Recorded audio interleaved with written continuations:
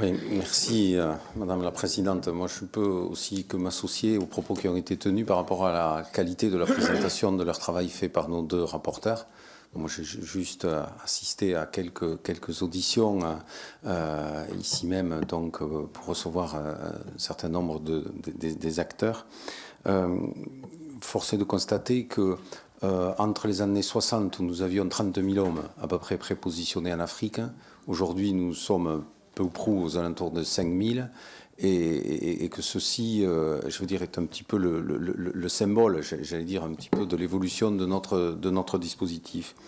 Je voulais juste faire une petite remarque, qui est une remarque de forme, mais qui entraîne un certain nombre de fonds. Quand, je ne sais plus, l'un des deux a additionné la totalité de nos forces, je veux dire, on a additionné des forces de présence et des forces de souveraineté. Il me paraît essentiel de ne pas mettre les forces que nous avons à Mayotte et à La Réunion, les associer avec les forces de présence que nous pouvons avoir en Afrique. Même si sur un plan opérationnel, c'est un point, mais sur un plan, j'allais dire, du fond, je veux dire, c'est pas du tout la même chose. Et ça, je crois que c'est un élément sémantique peut-être, mais qui est essentiel parce qu'au fond, c'est quand même des choses tout à fait différentes.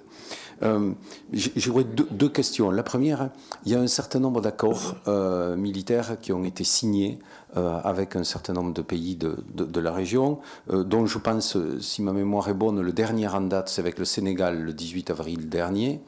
Est-ce que vous avez eu accès aux éléments relatifs donc, à ces différents accords, aux clauses donc, publiques ou parfois un petit peu plus secrètes qu'il pouvait y avoir donc, dans le cadre de ces accords? Et puis ensuite, sur l'aspect budgétaire et financier, quand on va transformer des OPEX, même des OPEX de longue durée, donc en force de présence, je pense par exemple à Épervier au Tchad, on sait que cela ne sera pas neutre pour le budget de la défense. Et donc, est-ce que vous avez analysé cet aspect des choses ? Parce que nous voyons très bien que dans cette manœuvre, il y a deux aspects. Il y a un aspect faire une économie globale, mais aussi au sein de cette économie, peut-être faire supporter au ministère de la Défense un certain nombre de charges qui l'étaient dans un cadre un petit peu plus interministériel, dans le cadre du budget des OPEX. Est-ce que vous avez pu, je veux dire, prendre la mesure des conséquences financières par rapport à cela pour le budget de la Défense ?